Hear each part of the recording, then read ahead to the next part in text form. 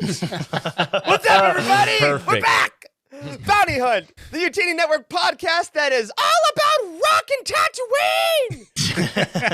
We're here to break down all the extra content in the Star Wars universe. I'm your host, Eric Eilerson, and joining me on this week's hunt is Dr. Corey Helton, Dr. Charles Hakel, and Wes Jenkins.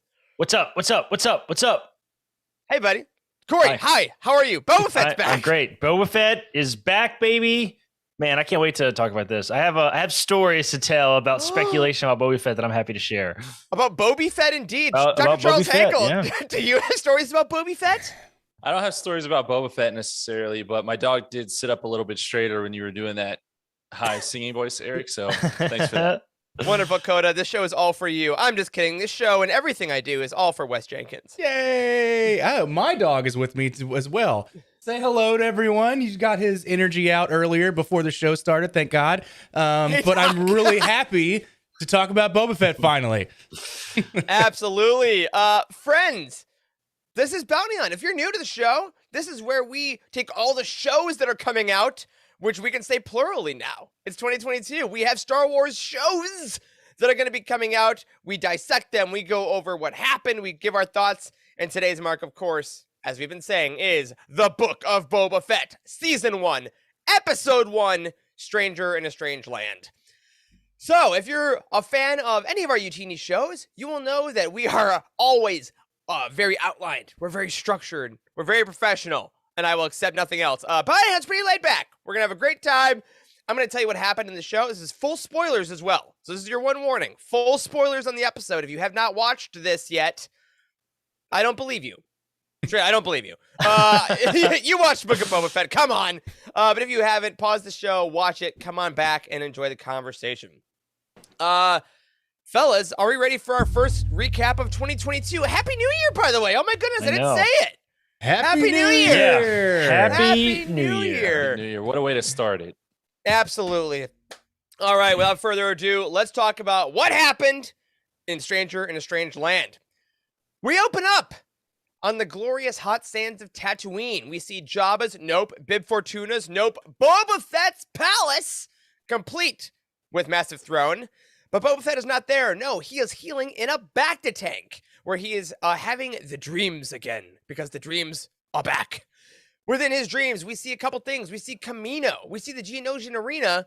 But most importantly, we see him escaping the Sarlacc pit, just like Patton Oswalt told us all those years ago at Parks and Rec. He takes a little oxygen thing from a stormtrooper, infuses himself, shoots his flamethrower, and reaches his hand through the sands to survive. But of course, he passes out immediately from the effort, and the Utini Jawas appear and steal all of his gear.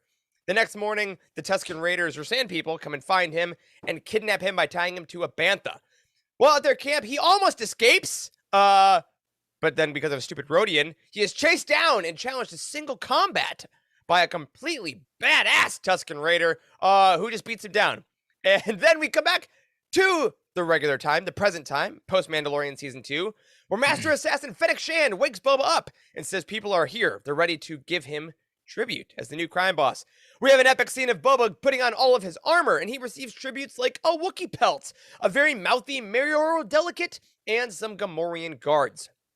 He then decides to go through Mos Espa to show off his new power, to meet the new people of his businesses, and he enters the sanctuary where, hey, Mac Rebo's got a gig, man! He is there playing a Spanish version of the Cantina theme. We meet a bunch of Twi'leks, we get some money, but unfortunately, when we leave, we are attacked in the streets. That's right, Boba and Fennec are attacked by a bunch of random assassins. After a pretty rough fight, Boba blasts one with a missile and tells Fennec to get one alive, and she chases them parkour across the rooftops. Boba then goes back to the Bacta tank to heal up, and we get some more flashbacks. A child Tusken Raider takes Boba and the Rodian, who was voiced by Sam Witwer, thank you, Timothy, out to the sands to dig for water. On their way there, they see bandits attacking a person in a homestead. Wonder if that'll come back later.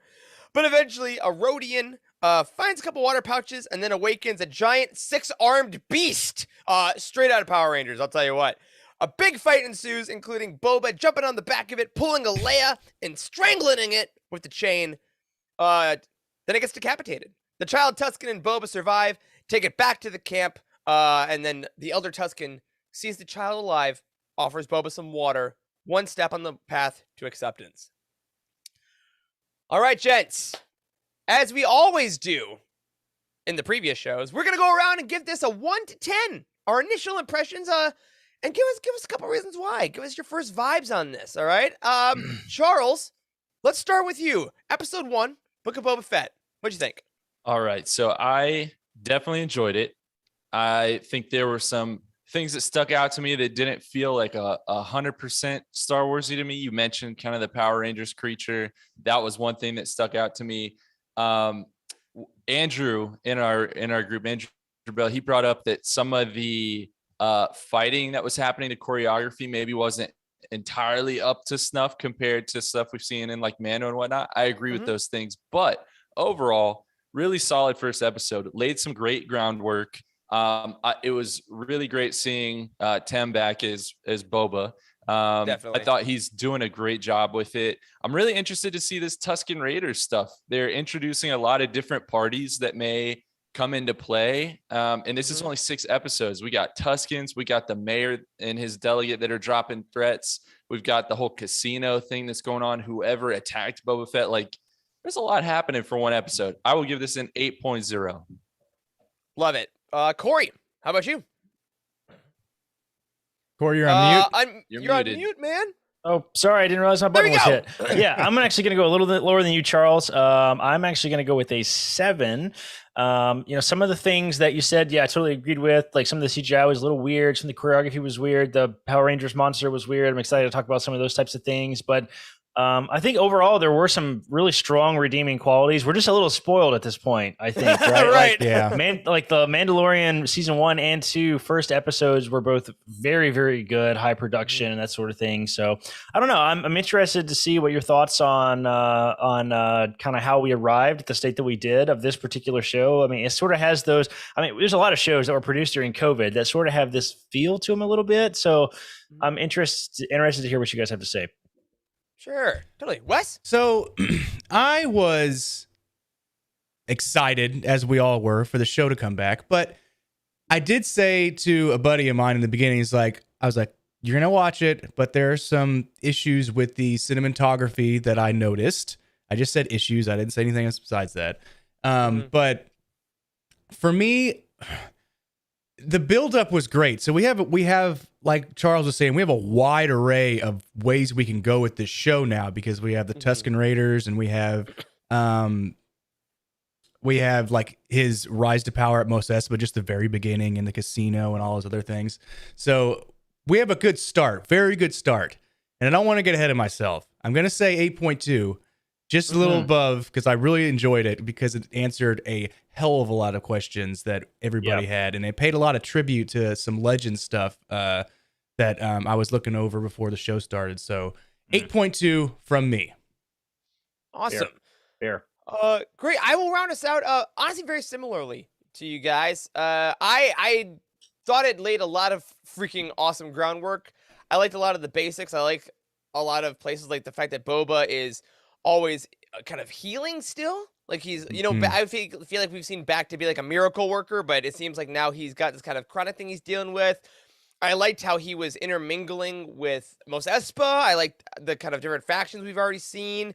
And I agree. I think the Tusken stuff is going to be really, really cool because it doesn't look like that's going anywhere soon. Like, how do we get from that to the, the black cloaked gaffy stick wielding Boba Fett we saw in Mando season 2? So I'm very excited for that. I also agree about some of the cinematography stuff. The fight choreo wasn't my favorite, and the creature didn't quite do it for me. I think it was very Robert Rodriguez-y. That creature, this is the guy that made Spy Kids. This is the guy that likes his over-stylized stuff. But I do agree. I think that for whatever reason, some of the stuff that he did in Mando was a bit tighter. But this is the prologue episode, essentially. It is a book of Boba Fett. It's chapter 1. So I feel good about giving a 7.8, 8.0 as well. Somewhere right around there. I'm happy with it. I'm very excited for next week already, obviously. But let's go a bit before the book, before we get into it. With our histories of Boba Fett, we talked briefly when he showed up in Mando about what we like. But guys, what were you personally bringing into this series for the character and for expectations? We always say manage expectations, but do we have any giant Boba Fett stands on this show? Did we feel like we couldn't wait to see Fennec Shand? What do you think Yes. before you press play? Yes. I have opinions on this one. On this one, this is starting Utini, running Star Wars podcast, being so involved in the Star Wars community has completely shaped like the way that I think about characters and everything now, right? Like I don't think if you ask me point blank, what's your favorite character? What's your favorite movie? Like people do that to us all the time. I imagine like in public and stuff. And I never have good answers like for those types of things because I'm pretty neutral. I'm pretty neutral about it all now, quite frankly. But there was a time well before I started Utini in which I would have said my absolute stan character, my favorite character without any question is Boba Fett. It was Boba Fett for a long time. I would have said that point blank. Like I had the Lego sets, like they were my favorite, my favorite Lego pieces that I played with. Like I was a huge Boba Fett fan growing up.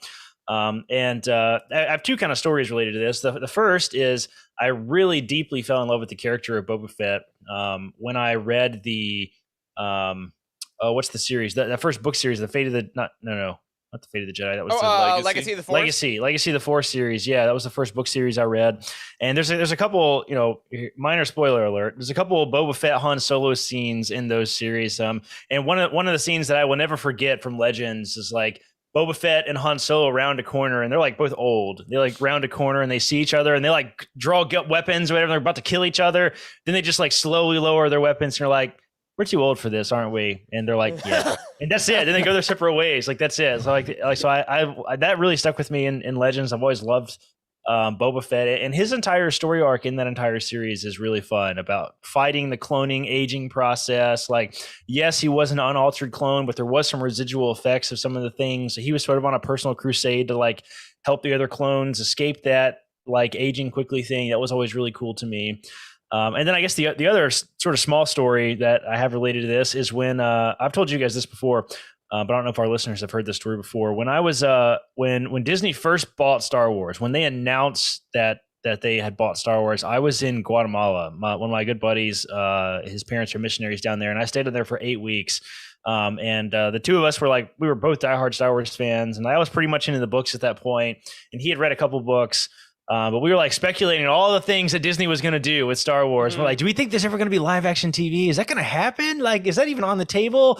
And like, here we are all this time later. And yes, we have this live action stuff. And I remember I remember two things that we specifically said we would love to see in TV was something to do with the Sith and the Old Republic, right? Mm-hmm. Like we would love to see something around that Sith lore type of stuff, and a show about Boba Fett. Like what happened to him? What like did he survive the Starlight Pit? Did he not? And in Legends he did. Mm-hmm. Like this was even before they'd announced how they were going to change up canon in Legends. So it's just really cool to me that all these years later that like one of the things that we speculate we would really like to see in live action was something to do with Boba Fett, and it's the second live action TV show we have. Like that's like super cool to me.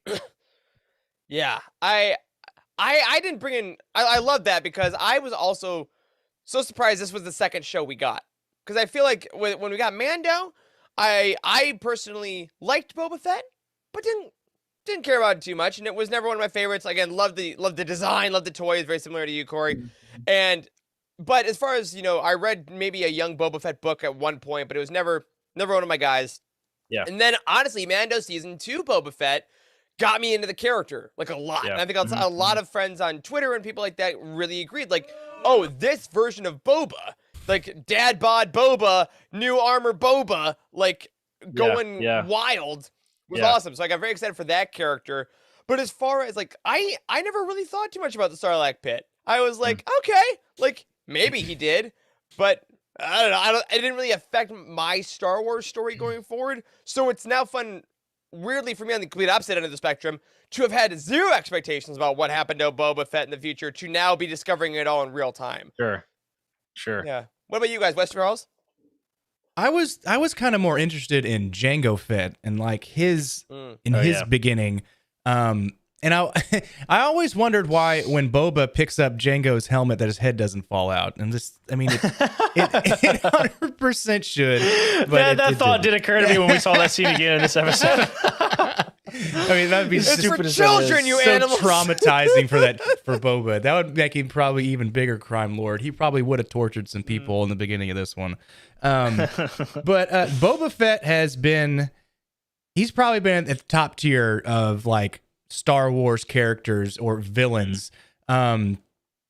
even before the prequels came out, when I was watching the original trilogy, a buddy of mine was like, "Man, Boba Fett is the coolest character." I was like, "Who is this Boba Fett?" Because he only shows up for Boba Fett. Right. Boba Fett, where? 20 seconds in the movies. So I was just like, oh, and then I started getting into it, started doing a little bit of research, and then reading some of the books. But I mean, I was really more interested in the lore behind Jango Fett and how Jango came about. So Yeah. Mhm. Which is interesting because his background is far less like etched out in the everything. Right. So I mean, mostly because we got Jango as a live action, not in live action, but as a movie character, we get to see him more than Boba in the original trilogy. So that's why I kind of wanted to hear a little bit more about him. But given that throwback to episode 2, awesome to throw that in great. there. Yeah. That new angle was very cool. Again, I don't know why we necessarily needed that new angle, but I'm glad we did. You know, I thought it was very They fun. refilmed it too. I heard they refilmed that. That was all new. Oh yeah, that was brand new. No kidding. And it looked it. Yeah. Wow. Charles, what about you, dude? I'm similar to you, Eric. I was not super into Boba Fett before a lot of this. Obviously his look is iconic. I love the gunslinger vibe, the fact that he actually has spurs, that you can hear when he walks. Yeah. Big Clint Eastwood, John Wayne type vibe. Like that's pretty awesome. I was never a huge fan of the young Boba Fett stuff that we got in the Clone Wars.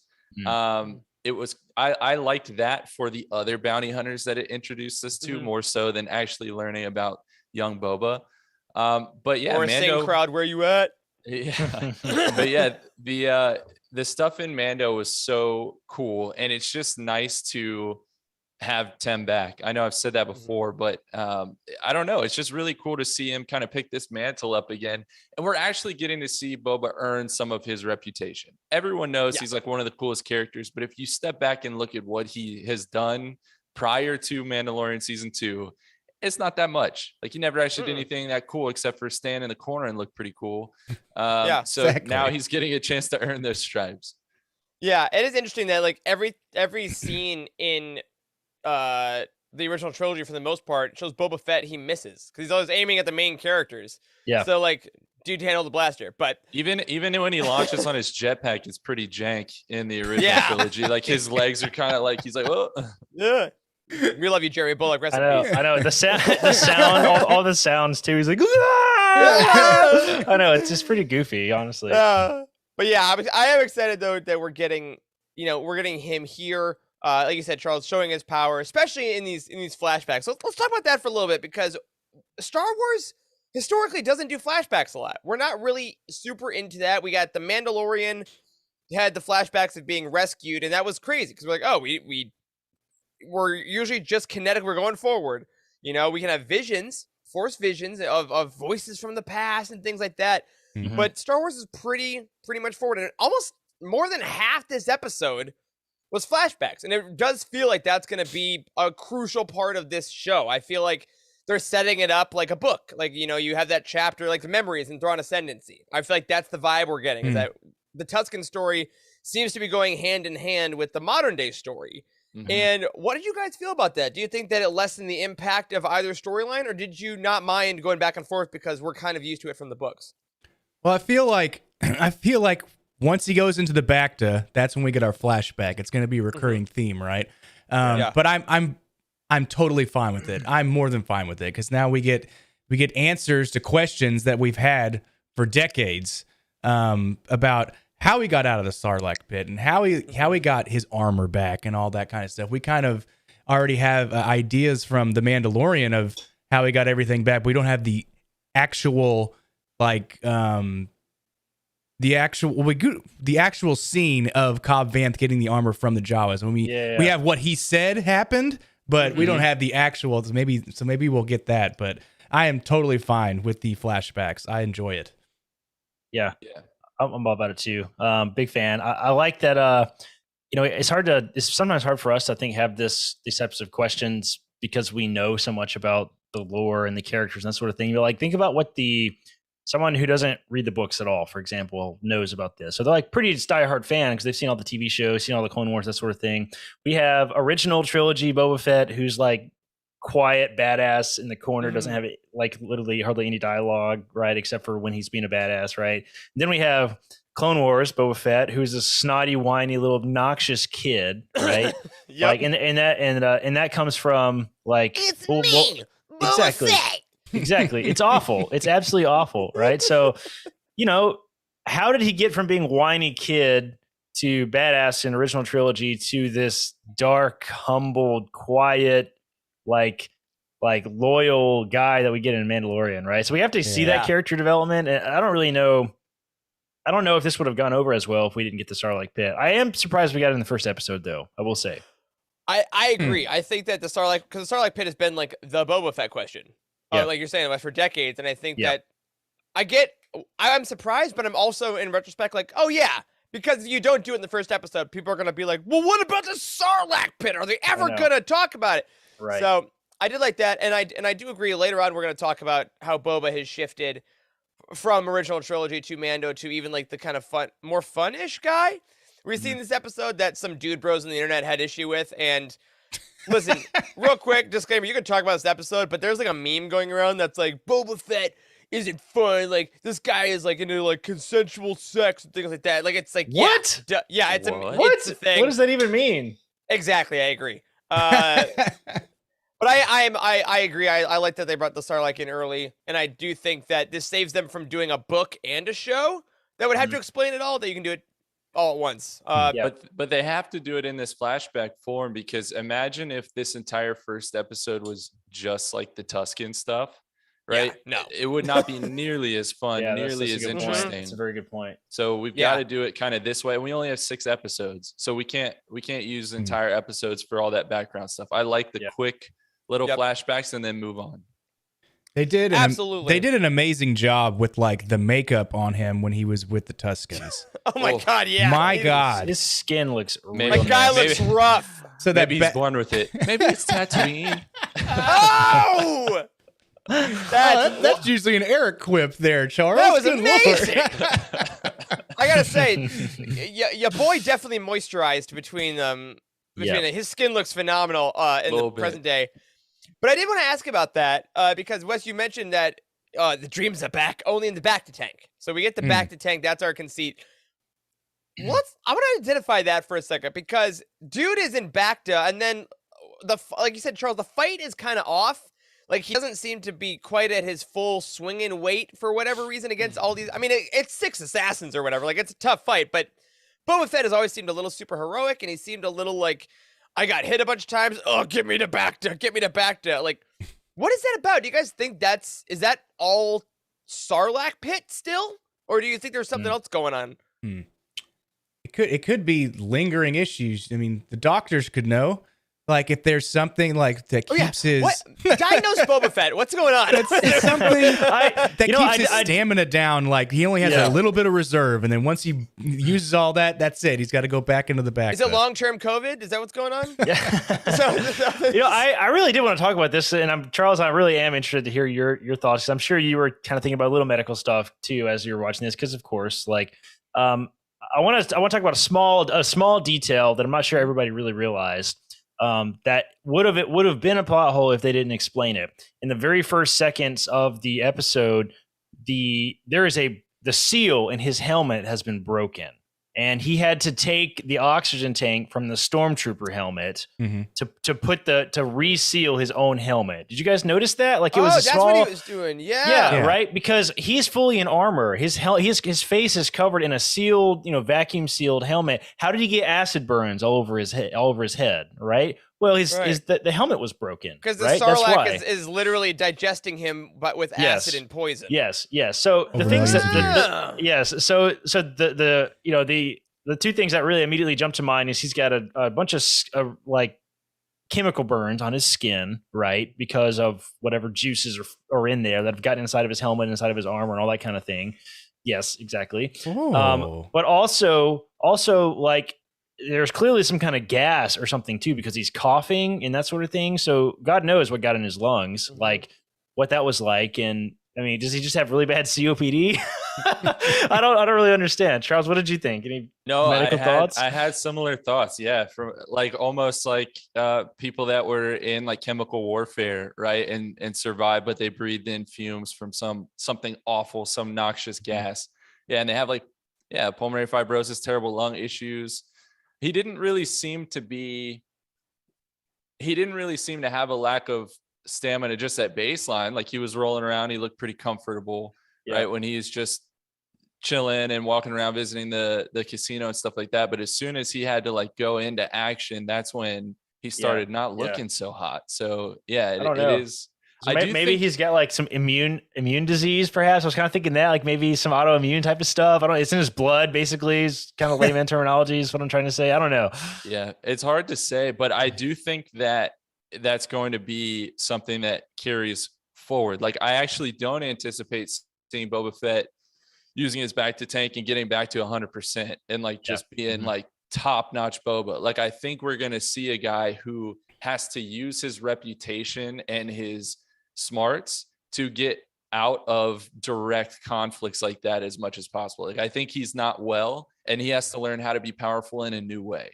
Yeah. Oh, that's I like that. I like that a lot. Because I mean, in Mando season 2, I mean that Robert Rodriguez episode where we all got the badass Boba Fett, most of his fighting was like slow, powerful hits. Like it was the missile, it was the shots, it was the shattering the stormtrooper helmet. Exactly, but they were like more measured attacks as opposed to being surrounded all the time. So maybe it is an aerobic thing. That'll be interesting to track, and that actually brings us.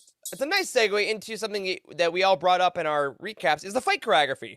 So obviously, the big showpiece in this episode is the assassin or whatever they are. They're the Foot Clan from the Teenage Mutant Ninja Turtles. They're purple Foot Clan guys. Another crossover. Disney, good job. In the streets, and I agree. I think that going from the Fennec Boba fights in Mando 2, I don't know if it's a different fight choreographer. I don't know as far as technically who built it up. It did seem a bit either slower or more methodical. Like, what was it about it that you guys, if you did, made it seem a little either off or maybe not as completely bombastic as that Mandalorian episode we got? And I hate comparing them because I know they are two different shows clearly, but it's inescapable. This is a spinoff of that, so we have to somehow relate to that. Yeah, I will say first initially the concept of like the shields and the electro sticks. And it was a cool idea. It's a really cool idea.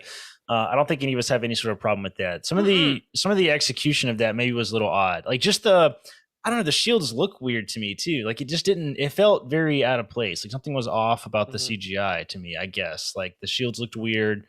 They also all waited very patiently to attack, I noticed. I'm like, if they all just stabbed at once, Boba Fett is down. And they're just that was sort of odd. Turn. My turn.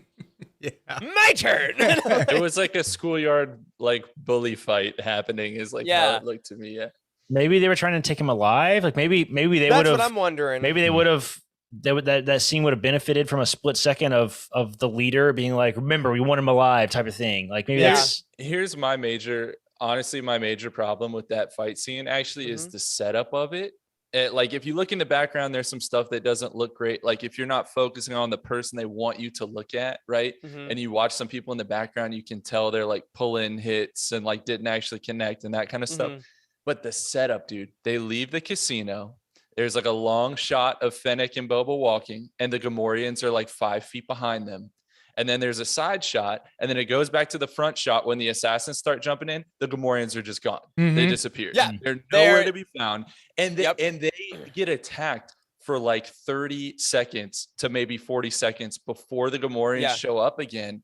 And you're like, aren't these the same Gamorreans he just spared because they're so fiercely loyal to Bib Fortuna and Jabba? Right. Were they getting a snack? Like, I don't understand. Like that made zero sense. But as soon as they showed up, they fixed the situation. Yeah, and it makes you think like, oh, did the Gamorreans did they hire the assassins? But then you're like, wait, they're Gamorreans. No. They're not that devious. It's just they should have been bathed and they should have been fed inside of that casino place, and then they run out with like lettuce hanging out of their mouth or whatever. Like, oh crap, sorry boss, and then I'm here to save you. I know, like covered in soap. Where were you? So there's just my problem is not necessarily, I didn't really have that big of a problem with choreography because I don't know jack shit about choreography. Eric, you know more than all of us about fight choreography, so I'm excited to get your opinions about that here in a second because you've had fight training and stuff in theater. But I don't know shit about that. I can't be like, oh, hey, that's stupid. It doesn't look real. Like, I mean, so what does look real? Like Kung Pao or the fist? Like, I don't know what looks real. Like, how can I possibly complain about that? But like, I'm with you, Charles. A lot of the setup was sort of weird. Like the timing of the fights were weird. Like how they would all take one pot shots was kind of weird. Like, I don't know. It was just out of place. Also, like, they kept getting hit and like it didn't really phase them. They're like, and then they went back to fighting, and then it's like, then they went back to fight. It's like, what the hell? And then but then they would hit one of the bad guys with the same weapons, and they would like go flying across the scene or whatever. Like, what is happening? Like, I don't know. It just felt weird and out of place to me. Also, I know he didn't have his jetpack, but it seems like a pretty bad idea to just form a circle around somebody who's famous for wearing a jetpack and could just fly straight up. Yep. Also, one last small issue. I'm pretty sure there was a gun in a holster on his belt. I'm pretty damn sure I spotted it after that when they were getting their butts kicked. Like, it's not his main, big heavy rifle, but I thought I saw a pistol on his belt. Like, why aren't they? Don't they have weapons? What the hell are their weapons? Yeah. He has shells on his belt. There's nothing else, so they got to load into something. Yeah, I don't know. Yeah, I don't know. I think, as far as the fight choreography itself goes, I mean, I wonder if down the road we'll meet who hired these people, and that will be addressed. Like, oh, I could have killed you if I wanted to, but clearly I didn't. I just wanted to test you, or I wanted to. I don't know. That could help it out, but I think it's kind of what we said was the issues that I had were the my turn fighting is always kind of tough to give into because you're seeing people wait their turn to attack. Yeah. But you're seeing actors wait for a cue as opposed to characters wait for an opening. And I think in The Mandalorian, a lot of the fights that we see, if it bounces off the Mandalorian armor, then it looks like the armor is amazing. And that's how we learned how awesome Beskar was. Right. But this didn't seem like that. And it was like, this is where I get my only nitty gritty thing was when he would block. It's like, block, wait, pull back, block. It was just a lot of like, slow motions, and I'm like, we've seen these more, especially how they parkour away, how the assassins move. They're so fast and fluid that just wasn't in the fight choreographies. I couldn't quite see why they were attacking or what they wanted to do. And then at the end of it, the missile was cool. I liked him blowing up the guy. That was fun. But here's an interesting thought. The actor's name. What's the actor? What's his name? Timur Morrison. Yes, Morrison. Morrison. I wonder if Morrison either insisted on doing his own fight scenes and stunts, or if like they made him do it, because we haven't really seen him in a lot of stuff. He's kind of been, on hiatus from TV and movies and stuff for a while, as far as I know. Right? Is that true? I don't know. I mean, I mean, for the most part, yeah. Yeah. So like, maybe he's just, hear me out, not that great of an actor. Like just straight like as a choreographer and stuff. He's out of practice. He's old. He's older. He's been older now, right? He's not been doing, Mission Impossible movies for the last 30 years. So I don't know. Maybe that's it. Maybe it's as simple as that, as they couldn't choreograph it very well. I don't know. I did notice that the fight scenes or the fight like camera angles with Ming-Na Wen in them were so much better because she's so quick and she's so precise and she's done it 100,000 times. She's really, because she does her own stunts, right? Yeah. She was honestly the highlight of the entire episode. Yeah. In my opinion, like the little quips that she had, like when they got their helmets back at the casino and she's like, yours is shinier than mine. Yeah. That was fun. Yeah. Hands down, actually, right after this fight scene, we're talking about the like free running chase across the rooftops was my favorite scene of the entire episode. Yeah. Easily. And she held the staff with such power, and I really like when she was like had that guy on the roof and then kicks the other guy. Like she's just really you can feel the threat, and I wonder if they're gonna kind of go back to that relationship where he's the kind of slow menace and she's the fast muscle, which I think they're starting to build up. So I hope we get that. But since we're on that, I want to go to the other fight as well. Before you move over there, I found hit me. I took a screenshot with my phone on Disney Plus because they don't let you do anything without like going through third-party screen capturing devices or whatever. But this is our friend Boba Fett And there is his gun, Corey, like you said, on his hip. Yes. Right there on his hip. It's on his waist. So, you know, Just quick draw, man. we're not Well, gonna... maybe he did try to fire that rocket while he was inside the thing, and they both That's true, and it bounced messed off. up. So maybe a blaster bolt would have done the same thing. Yeah. That's possible.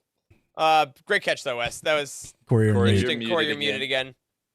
Sorry, the dogs were barking like crazy. I had to mute for a second there, and I keep forgetting to. It's not as obvious as my old mic. Yeah, I think honestly, pretty much the entire rest of the show, outside of the episode, outside of that one fight scene and the little monster fight, which we can talk about here in a little bit, were the only things that looked kind of weird to me. And I think Agreed. outside of that, the whole episode was really well done, and the action and CGI was all good. It was just, I don't know. That was a long fight scene, so it stuck with me, right? Like that was in the back of my mind for the rest of the episode, which is frustrating. Yeah, like it made me excited to go to like the sanctuary, like because it felt full. Because I know like you mentioned shooting things over COVID. Obviously, they don't feel, these shows sometimes don't feel as big or as populated because they literally have to have less people, and like it's a practical thing, which is great for shows about loners and things like that. But it was really nice for the sanctuary to be so full. Like it was tons of people. And I'm very excited to see where we go back with that. But then we get to the most isolated thing, which is the monster fight at the end with Boba and the Rhodian and the kid. So how do we feel about this? Because this was the one thing that I felt was, it's not that it was anti-Star Wars or anything like that, but you know, the Mando season 2 episode 1, we get the crate dragon fight. And that felt very in universe. That beast, it looked like it belonged on Tatooine. This, it was kind of, the CGI just looked about 20, 25 years old. It did to me on on that old. on that. Are you talking about the whole, or just the monster in general? So we're talking about? Yeah, the monster, the 6-armed. He's a Godzilla. He's a Godzilla villain. That's what that is from like 1920s.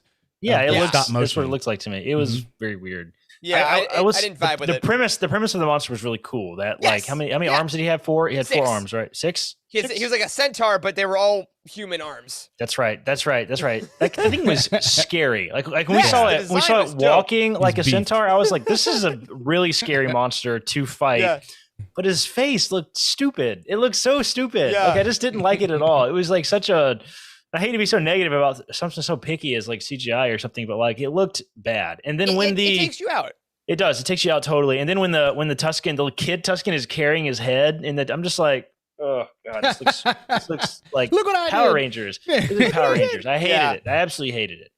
Yeah, I wasn't a fan. I liked the conceit was great because have you guys seen Dune? Any three of you seen Dune? No. This year? Well, there's a part in Dune where the people on the planet hide in the sand, and then when people are looking for them, then they burst out of the sand and stab them. So like I love the idea that beasts that are native to a sand planet can like hide in the sand and bide their time and then burst out. Like, very fun concept. But I think that's the thing, is that all the stuff in this episode conceptually very much down with. It's just every so often the execution just was a little, and I don't know whether it's impossible to make a TV show, like whether it's budget, whether it's availability, whatever it is. But this one was probably the most glaring one, was this final fight, only because also it was supposed to be this like hero moment, like the big I have conquered everything. Yeah, Book of Boba Fett, and it was like, like it was cool, but I was more impressed by the stuff on the throne. I was more impressed by the stuff in the sanctuary. I was more impressed by the stuff at the Tusken camp and stuff like that. So it was just it was a weird moment to end on. Yeah, agreed. But speaking of, let's go into the Tusken stuff a little bit. Let's talk. How'd you guys feel about the Tuskens? Obviously, we saw them in Mando. We got the what is it? The union of Mando and Cobb Vanth and the Tuskens. Yeah. And it got the sign language and stuff, which was all cool. But we're seeing them more like they were seen in Kenobi, the book, I feel, in this episode. How'd you like them? Especially like the Master Assassin, badass Gaffy, like I'm going to be your Jedi Master Tusken. Yeah. Somehow, go ahead, Wes. somehow Boba gets that Gaffy stick, right? Or he gets presented this Gaffy stick That's what So I'm I'm interested. I'm interested in that because when he took it off his back, he unsheathed it like a sword, and you heard the sound effect, and I was like, "Damn it, you didn't have to add that." But It's a stick, and you're wearing cloth, but like it's fine. It's fine. somehow, and then that cool. fight scene. This is going back to cinematography. It just didn't look right. Just like the background of the darkness, you could tell it was just in like. It kind of looked like it was in a warehouse, and they just put up a green screen. It looked like the volume for the first time. Yeah. I actually thought, oh, this is the volume as opposed to this is Tatooine. I think there are a couple moments like that actually in here. But the like digging when they're digging, and you know that they can't dig very far down because they're probably in the volume, and they're finding all these things 6 inches underneath the top of the sand. I mean, you can step on these things. Yeah, but but the Tusken stuff. I 100% got Kenobi vibes. I was hoping. Yeah, me too. I was looking in the background for one of them to have a red crystal. For Dude, me too. I was really hoping the bad guy was going to be Plug Eye. Really hoping. But what's cool about these Tuskens actually is that they look a little bit different. Or I think this is cool. Like they're wearing all these dark robes and stuff. Like they don't look like the typical Tuskens. So I wonder if we're gonna learn a little bit more about different like subgroups of Tusken Raiders and like any specifics about these ones. And I don't know. I think we're gonna get a lot more lore there. Question. Yeah, and go ahead. Sorry. I was gonna say just on that. I want to hear you say. Did you guys also think that Boba absolutely could have killed that kid? Oh, 100%. Oh yeah. I get Robbie Rodriguez. I think it was implied though. Wasn't implied that that was like he was gonna hit him and then he ran away instead. Yeah. He chose to be moral about it. So I don't know. That's okay. That's a good point. That's a good point. I'll concede that. I just think I know Robert Rodriguez likes kids having power, like the Spy Kids thing. I can't quite get out of my head. So every time I saw all the Tusken kids just beating him up with sticks, and I'm like, I get it, and I get it. It's a moral thing. I don't need as many kid Tuskens. But we need more Tusken dogs. I love whatever those. I am all team that Tusken CGI. dogs. That was the best CGI of the whole episode. Yeah. Dude, I don't know what they did with that, but that was very good. Yeah. That was probably my second favorite scene behind the parkour stuff on the rooftop was when he was escaping and the little dog was sleeping by the fire and he saw his two separate sets of eyelids open as he noticed him moving and then, as he the dog froze until he would start trying to get free again. That was I loved that. That was so good. No hard feelings, mate. I know. I know. I will say that this episode has sort of highlighted just how challenging I think it is to do well the Tusken stuff. I think because in other Star Wars work we've gotten virtually no Tusken stuff outside of Mandalorian, right? They're this kind of people that's out in the desert and we leave them alone and they're scary and they'll kill us but that's kind of it. Then we got some in the Kenobi book, which is still very vague, and we get that from Kenobi's perspective. But I will say that I think they might have overdone it a little bit in this episode. I think I told you guys in Slack that it felt like it had a little bit of holiday special vibes, like the jokes about all the Wookiee speak. Everybody is talking and the Wookiee. And there's this huge 30 minutes of nothing except Wookiees grunting at each other, and you're like, what the hell are they saying? You're trying to get the context clues, but you can't really get it. It felt like that to me a lot, in the Tusken camps, But on that note, the 9 minutes of silence or 9 minutes of no actual English intelligible speak at the very beginning was cool. I do want to say great. that. So it was all visual stuff at the beginning. There was not a single word of English spoken for the first 9 minutes of the. I did like that. Okay, that's cool. But I hear what you're saying, but that's Corey. different. It's a lot of alien. It's like watching a bunch of aliens talk without subtitles. It's hard to. Yeah. I understand that they were trying to. I feel like it was trying to give us the context of their conversation of what was happening, but I'm still not totally convinced of what was happening. The general vibe seems to be that, they had two prisoners and they sort of allowed them to be tested, I guess, is kind of what they were doing. Maybe let's talk about that for a second. What was the point of all this? They're tied up. There's two of them. They're next to each other. The Rodian didn't help him. That was sort of odd. We'll talk about that. Yeah. And then are they being tested? Why did they all beat him up? For water. I think no. Earlier, all the Tuskens just beat him up, just for no reason. I think that's what they always do. Look what they did to Shmi. Exactly. I think they take prisoners, they use them for whatever, and they got to break them. Yeah, like they're probably just trying to Here's make what's them happening. submit. I mean, it worked for the Rhodian, right? He had major Stockholm syndrome. He was like, "Hey, this Yeah. guy's trying to run." Yeah. Yep. know. Yeah, for real. Yeah. Yeah. Yeah, Yeah. I Maybe also that's what think- it was. It was hard. I didn't get it very well. And I feel like that context wasn't really built well enough because I'm still very confused about what exactly was supposed to be happening there. I want them to bring back the Tuscan sign from Mandalorian. I think that the sign Yeah. language stuff was really helpful. Also, it was just great Mhm. because like let's put sign language in Star Wars. I think that was Uh-huh. a great moment for it. There's a whole thing about the deaf actor that got to do it, but also I think that helped us as audience because like sign language is such an expressive thing. Even if you don't know exactly what's going on, you can follow it very well. So I wonder if they're going to incorporate Tuscan sign into these flashbacks as well. That it'll help Boba kind of bridge that line of communication. So Yeah. I think that could be cool. about that scene when they kind of crawl up on the farmer who is getting beat by those, Yeah. I'm going to say raiders, but they're kind of like Bandits these of sorts. gangsters, bandits or whatever. Mhm. That definitely reminded me of Kenobi. And that sign that they put on the side of the hut. Yeah. But when I first saw it, I thought it was a T, and then watched it again, and it was like an upside down T for like Tuscan or Justice something League. like that. Yeah.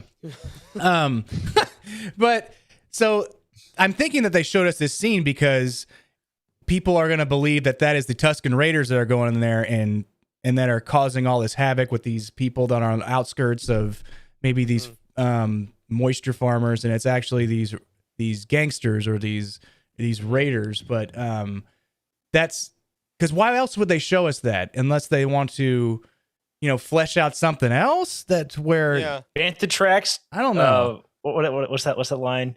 Bantha tracks, Gaffy sticks. This looks like the Tuscan Raiders, doesn't it? Oh yeah, yeah. I mean, I think that's absolutely going to be it. Like, there's going to be these raiders that Boba might team up with the Tuscans to take down or something. Also, was that Farmer Cobb Vanth? I don't It know. looked- I don't know. That's my big swing. Everybody said that, and I'm like, I have doubts. It might be, it might not be. It's If purely it based on the was- hair and the outfit. If it was, his hair was not as nice. Oh no, Yeah, I It mean, was not nearly. feel like- he's not a I feel mayor like- yet. I mean, I feel like it's. I don't know. I mean, have we ever seen a cameo that's been so unobvious like this before? No, unless he's going to become an actual character.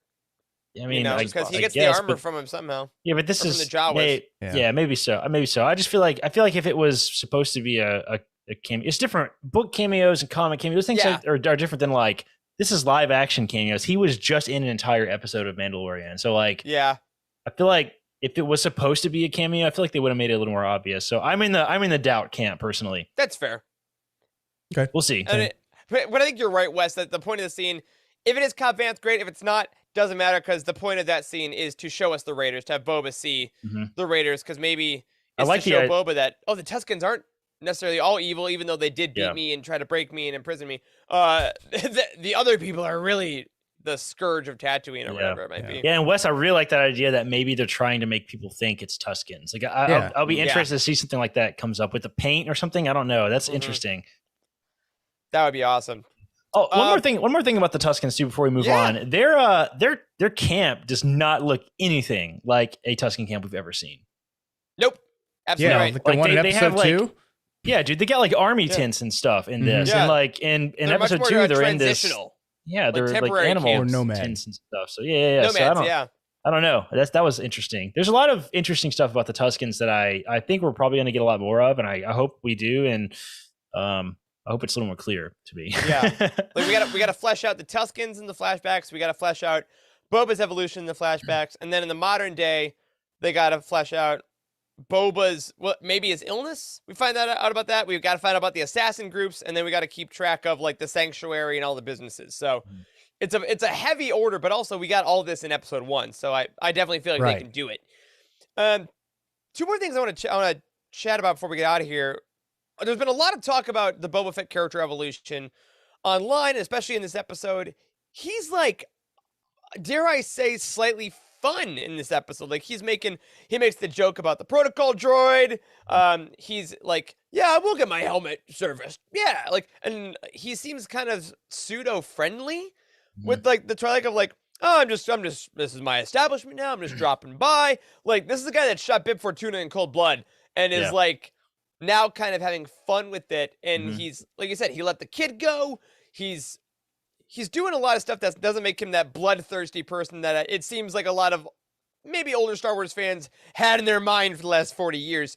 Yeah. Did that strike you as incongruous, or does that seem kind of like the trajectory we've been getting the last couple of years? I think it's pretty in line with what we're getting. I like that. I wonder if we're sort of getting the vibe that like Fennec Shan knows more about how the world works than he does a little bit. But I'm kind of wondering if that is sort of the opposite. Maybe he knows more than she does. Like, so I'm kind of interested to see because he worked on Tatooine for ages, right? Yeah. Like he knows this stuff, and she's talking to him as if he doesn't have any idea how the hell Tatooine works. But like he worked for Jabba. You should have for been ages. carried. Yeah, exactly. So he He gets worked it. for the so. Trandoshan that comes and pays. Oh him yeah, with the respect Wookiee as well. pelt. We didn't even talk Wookiee about that. pelt. Yeah, And just quickly, that Trandoshan looked really good, I thought. Yeah. And like I it thought too. all the Twi'leks looked better than they have in the past as well. yeah. Which I saw some complaining on Twitter about the Twi'leks. I'm like, nope.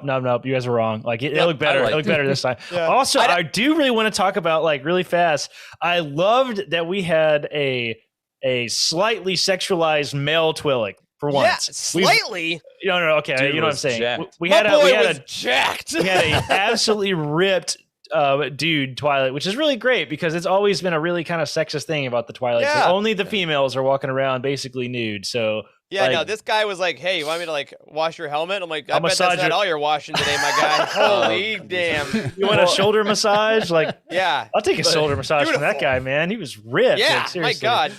But getting back to the Boba Fett personality thing, I have two things I want to say. One, a lot of times you see people, their personalities, kind of their outlook on things change drastically after they have a near-death experience or they have some very sobering experience, right? Mhm.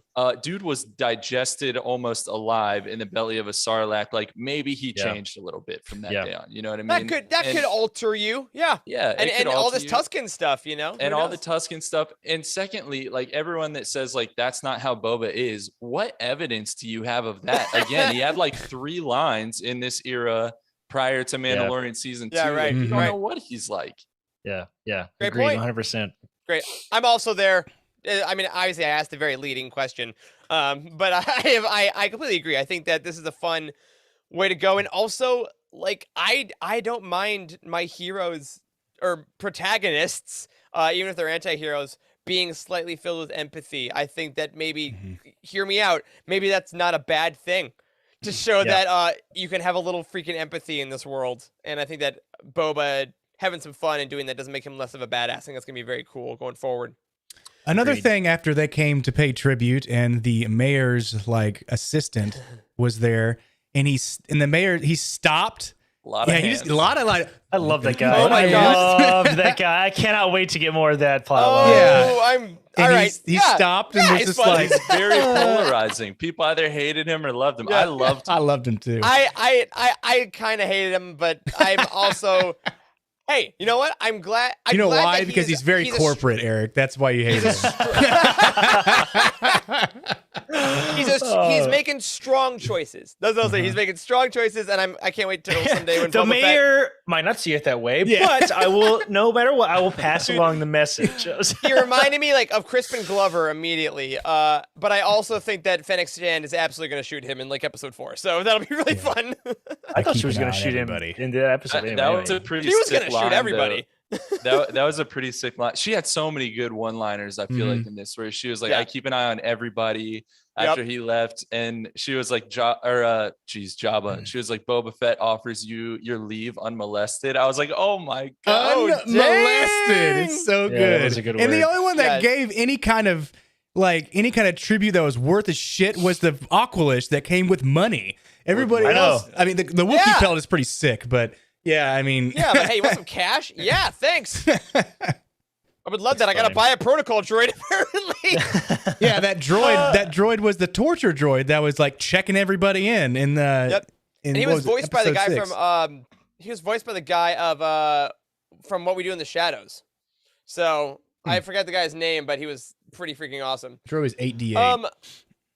So as we look forward, right? Obviously as we talk about these things, we're like, can't wait to see what happens with this. Can't see what happens with this. Where do you guys feel like the series is going? And for a question we saw in the chat way earlier, do you think we're gonna leave Tatooine at all. Because obviously the flashbacks and the present day stuff is all very Tatooine centric.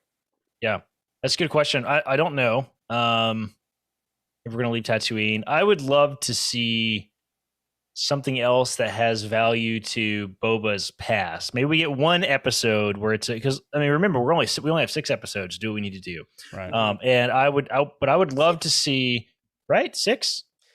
We keep saying that, but for some reason I'm thinking it's 7. I'll look it up. Keep talking. Okay. Anyway, I would love to see an episode that has historical significance to the character of Boba Fett. Maybe we go back to Geonosis. Maybe we go back to I can't imagine this would happen, but Camino, but something like that. 7, right? 7 episodes. 7 episodes. That's good news. That changes things.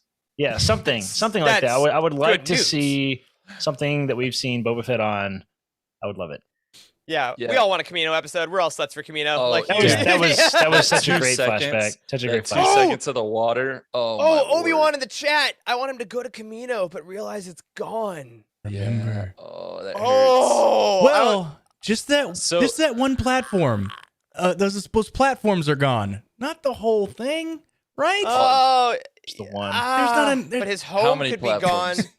How many were He's there? like, I left my How many Game Boy platforms were there? charging when I left, and it's gone. Pack your No, things. We're leaving. The Tatooine stuff, I kind of think we may stay there. I think we may stay I there think for so the too. whole time. And I the think so. reason I say that is the point, as far as we know right now, is that he's trying to consolidate his power on the planet Tatooine. And all the flashback stuff deals with Tusken Raiders, which Mhm. are on Tatooine. So like, Yep. what reason would he have to leave? We may leave for like a scene where, I don't know, maybe the mayor of Mos Espa meets with an Imperial on his ship orbiting somewhere. I don't know, but I don't think Boba Fett's going to have any substantial time Yeah. away from Tatooine. I think you're probably right. I agree. I think you're that probably right. I think that, I mean, practically it works because then you build the sets, you keep using the same things, but also then you get time to build out. Like I want to see him in that palace. I want to have more time to see how I want to see him in his chair. I want to see him in these places. I want to see the Tuskens like in their element because then you can really flesh out the scenes as opposed to worrying about location. Yeah. Also, they filled the volume with sand. The bottom of it had to be filled with sand. You know how annoying it would be to clean that up? And then I put it do. back? Okay, fun fact. My freshman year of college, Oh, I was no. I was in a play, and we were in this little theater in the bottom of our auditorium. We filled it with 4 inches of dirt as the set because we were like a homeless family. And when we for set strike, when we cleaned everything up as actors, we all had to scoop out all the dirt. And I don't know if it's 4 inches of dirt, but in a giant space. It took hours, and there was dirt there for years. Anyway, That sucks. There's all dirt that there to for say, years. yes, I think that would suck. Do we get a character reveal as the mayor of Mos Espa? Yes. I don't know who it is. Like, but, Yeah. but It's is gonna it be somebody- somebody we know? Oh, yeah. Is it That would somebody? be, Oh, that'd be clever. Yeah. Yeah. Like it's Han Solo or something stupid. Yeah. Like like Not that'd be that hilarious. But there is there are Like it's- rumors, a little bit, some speculation that we might could get some people that we know from the Solo-esque, like the Solo films and that sort of thing. Like I would love to get a quick cameo by Dryden Voss or I don't know, something like that would be interesting. I don't know well, that the I want. assassins are wearing red. I mean, are they true. Crimson Dawn? I mean, I No, doubt it that because would- of the Crimson Rain stuff that's going on or right the now. the but mayor is Woo Her, the bartender from.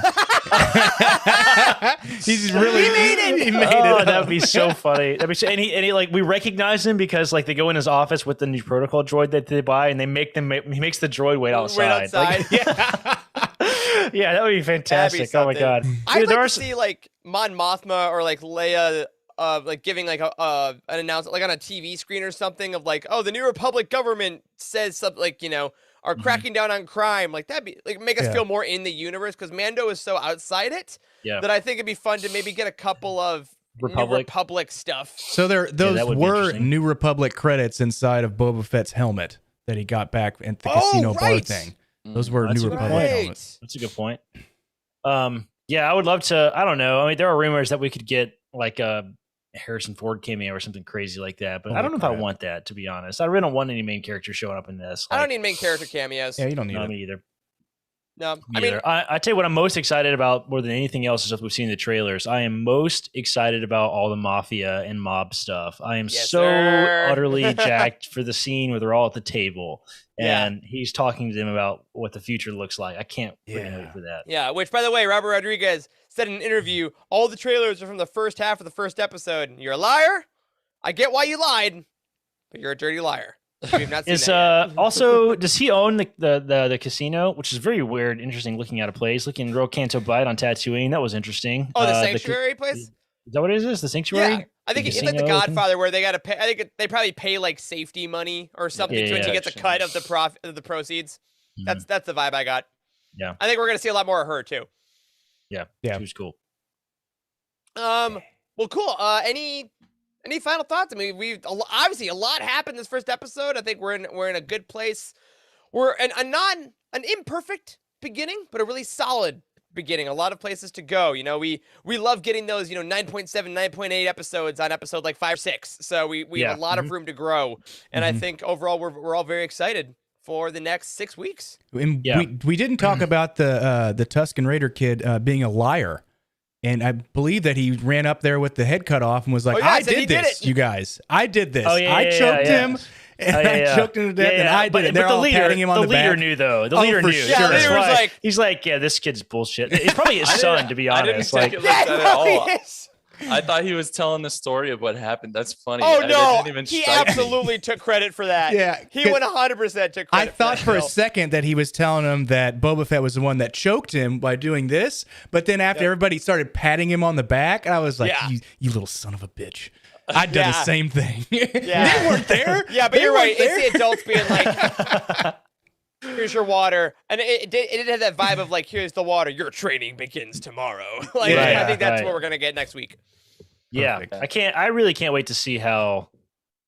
I really want to know the two things that I'm most interested in is how Boba Fett is going to deal with, like, how the Tuskens are going to shape him as a person. I'm very excited to see what that looks like, and I'm also super excited for all the present day stuff with the mafia type vibes, and those are the things that I'm most looking forward to in the show. And 7 episodes, that's good. I really thought it was 6. Maybe I guess we've been saying that. Yeah, but 7's good.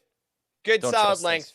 I don't mind these. Yeah, but at the same point, I think there's two kind of views that we've had on this throughout, which are both fair. But like, I just want to say, the show is a live action Boba Fett TV show that people have been wanting since Disney. I mean, since before Disney bought Star Wars, but certainly since. It's answering questions in the first 5 minutes of an episode that have been around for literal decades.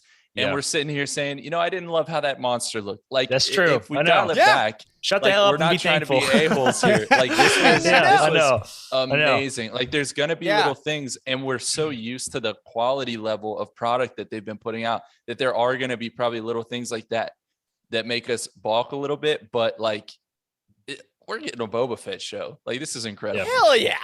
Big picture. We know. Let us be clear what's going on. Yes, I hope anybody that's in our chat that maybe doesn't know us super well or hasn't seen some of the other Utini content understands like the basis by which we believe all of Star Wars in general is to choose the things you like and like really find the joy in things. We absolutely are going to do that about the show. And like, yes, there's a couple of nitpicky things about this episode, but that's what they are. All right, they're nitpicky. They're not like affecting the total outcome of the show. And I'm like so jacked to be here. I cannot believe we have a Boba Fett show. You're as jacked as that Twilight is, Corey. That's how you are. Oh man, I wish. One last thought I had that's just looking forward, not so much about this show as it is. I'm going to bring this back to Kenobi as I would. There you go. We're clearly, it seems, going to be spending a lot of time with Tusken Raiders in this series, which makes me think we are not going to be doing that in the Kenobi show because it might feel like a rehash to do that in the same year. Yeah, so I think that's a point against using much from John Jackson Miller's Kenobi novel, which I know a lot of people have kind of conjectured about and wanted. Yeah. Which, by the way, about Kenobi, since we're talking about that, in us being Bounty Hunt, this is a show where we talk about all the stuff beyond like the books and stuff at Utini. I saw on Twitter, and then I went and looked, and I saw it for myself. There is an image on Disney Plus now it's got the Kenobi logo. A placeholder. Yep. Yeah, it's a placeholder that's got it says coming in 2022, and I'm like, holy crap, this is real. This is real. So, and we're getting Kenobi and we're getting Andor, I believe, this year. Yeah, and those are both confirmed. So, as of right now, what the idea is that I've been seeing, again, because of let's be honest, because of mostly COVID stuff, because of delays, ideally this year we should be getting Obi-Wan, Andor, Bad Batch Season 2, Mando Season 3, and Boba Fett. Wow. I think realistically, we can expect Obi-Wan and Andor, because those two have basically been officially confirmed for this year. Mhm. And Bad Batch Season 2, I think we can probably bank on. I Yeah. don't think we'll get Mando Season 3. I think that'll be pushed to next year. But I would imagine, maybe this is an ignorance of the industry talking, but I would imagine it is somewhat easier to produce animation than it is to produce like live action TV. on this when it scale, comes to, it seems so. Yeah, I would think so. Like if everybody's having to work remotely and stuff, maybe. I don't know. Maybe that's completely untrue. So I don't know. But we'll see. Regardless, the fact that we are gonna eat in 2022 between this, all the books we're getting. As a reminder, The Fallen Star comes out on Tuesday. We're about to, after we get done with this, we're gonna record a little quick video for y'all about our excitement about that. But all things considered, what a way to start off 2022 with Star Wars content. Boba Fett is here, the High Republic is here, and oh my good golly goodness, is Bounty Hunt here. So, fellas, thanks for coming back for this first episode. We're going to aim to be live every Sunday around noon Eastern. We'll be posted, of course, on our Discord and our Twitter and everything if that changes. But we'll be talking about these every week, and we cannot wait to get more Boba Fett in our lives, and mostly more jacked Twilight men. And on that, everyone, thank you for listening to this week's episode of Bounty Hunt. Keep your eyes out for our next hunt. We'll be diving into episode 2 of the Book of Boba Fett.